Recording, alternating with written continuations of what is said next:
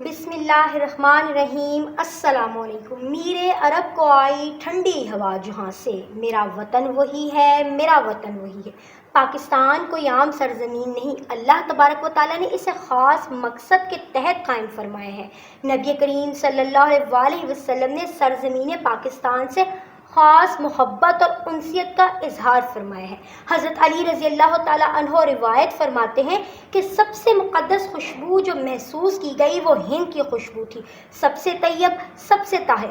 ہمیں پوری امید ہے کہ ہماری آج کی ویڈیو کے بعد نہ صرف آپ کو اپنے پاکستانی ہونے پر فخر ہوگا بلکہ ملک پاکستان سے آپ کی محبت اور بھی بڑھ جائے گی۔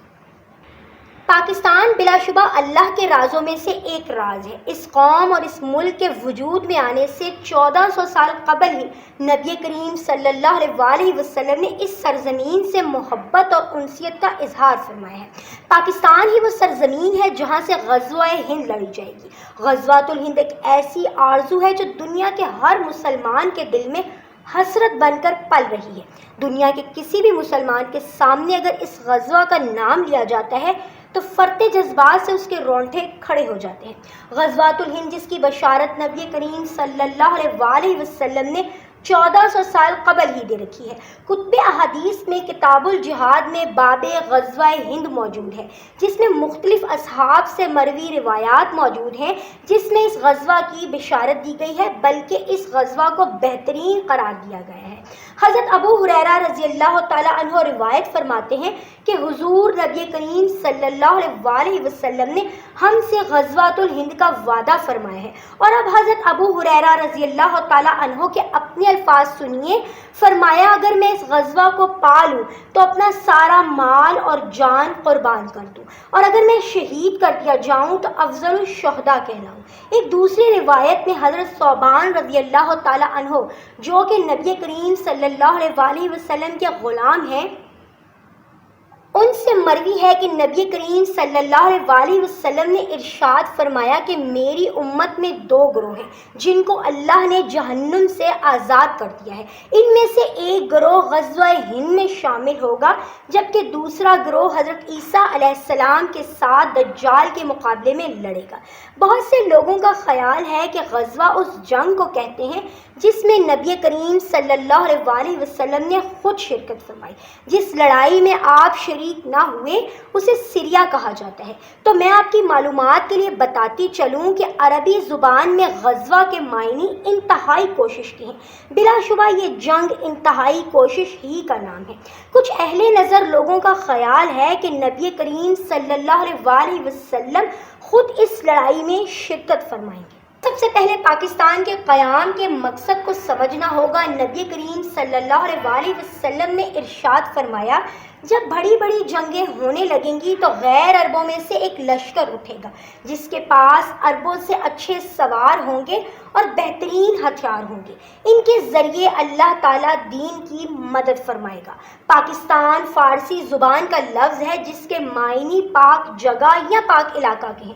اسلام کی 1400 سالہ تاریخ میں مدینہ منورہ کے بعد پاکستان دوسری ریاست ہے جو اسلام کے نام پر معرض وجود میں آئی ہے، لیکن مدینہ منورہ سے مماثلت کا معاملہ بس یہیں تک محدود نہیں۔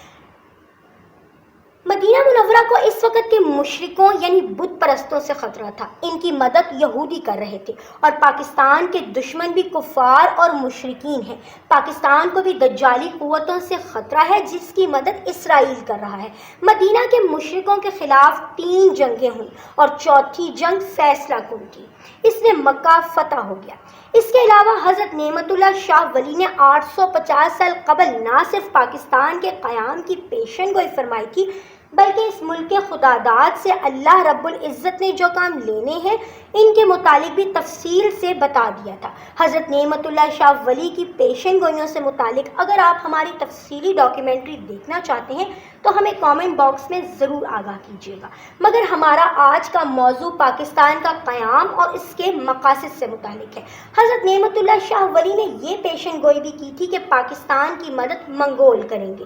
اس دور میں چینی قوم کو منگول کہتے تھے، اور آج ہم دیکھ رہے ہیں کہ چین اور پاکستان متحد ہو چکے ہیں، دونوں ایک دوسرے کے مضبوط بازو بنتے نظر آ رہے ہیں۔ غزوہ ہند لڑنے والی جس عظیم فوج کا ذکر نبی کریم صلی اللہ علیہ وسلم نے فرمایا تھا، وہ بلا شبہ پاک فوج ہی ہے۔ اس کی دلیل یہ ہے کہ غزوہ ہند لڑنے والی فوج ہی اسرائیل کے خلاف بھی جنگ کرے گی۔ اگر دیکھا جائے تو خطہ زمین میں ایک ہی اسلامی ریاست ایسی ہے کہ جس کے بیک وقت انڈیا اور اسرائیل دونوں کے ساتھ معاملات خراب ہیں، بلکہ جنگیں بھی ہو چکی ہیں، تو وہ پاکستان ہی ہے۔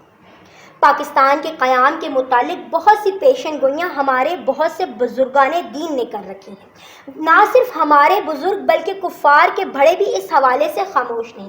ڈیوڈ بن گوریا، جو کہ اسرائیل کے بانیوں میں سے تھا، اس نے پاکستان کے متعلق پیشن گوئی کی تھی کہ بین الاقوامی صہیونی تحریک کو کسی بھی صورت پاکستان کے بارے میں کسی غلط فہمی کا شکار نہیں ہونا چاہیے۔